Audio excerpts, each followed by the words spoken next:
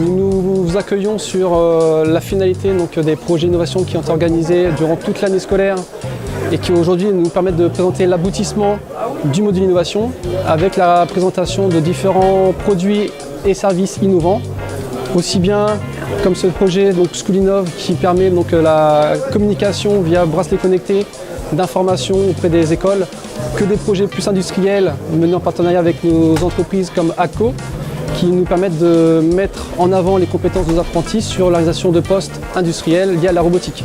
Donc, bienvenue sur le projet ACCOBO. L'objectif du COBO, c'est non pas de remplacer un opérateur, mais c'est de l'aider. Le fait que le COBO devienne un coéquipier pour pouvoir mettre des tâches à l'opérateur qui ont une valeur ajoutée plus importante que celle de l'action de vissage. Pour l'aspect innovation, le COBO développé par ACCO est le premier dans le groupe et le premier dans la région de l'Oise. Donc ici, pendant la phase d'analyse, on a modélisé en 3 dimensions sur le logiciel CATIA le poste. Donc l'intérêt ici, c'est d'avoir via l'Oculus Rift un visuel comme si on était sur le poste à la place de l'opérateur. Très clairement, je trouve que 2017 est une vraie réussite.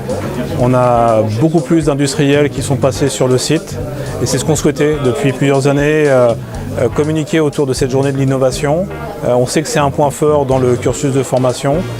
Ça, c'est le premier point. Le deuxième point, les idées, une nouvelle fois, sont très originales, très innovantes. Quand je vois la technologie qui peut être proposée et puis les bonnes idées qui sont autour de ces 17 projets, franchement, en tant que président, ça me ravit et ça va ravir toute l'équipe pédagogique. Donc c'est parfait.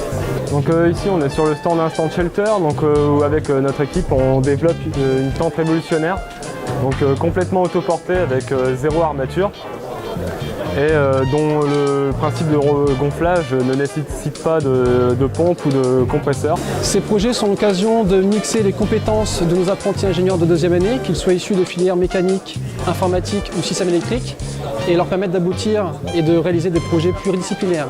Donc en fait, on a un moteur et une boîte de vitesse qui vont être assemblés. Aujourd'hui, il y a 2 opérateurs. Un opérateur prépare un kit d'assemblage, donc avec des vis, des écrous, des rondelles. Aujourd'hui, c'est cette opération-là que l'on veut remplacer par le robot avant que ça soit assemblé sur la boîte de vitesse et le moteur.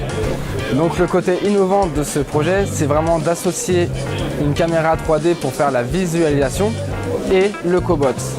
Ce qui est clair, c'est que depuis plusieurs années, nous avons engagé une vraie politique de développement pour l'IT2I, cette école d'ingénieurs.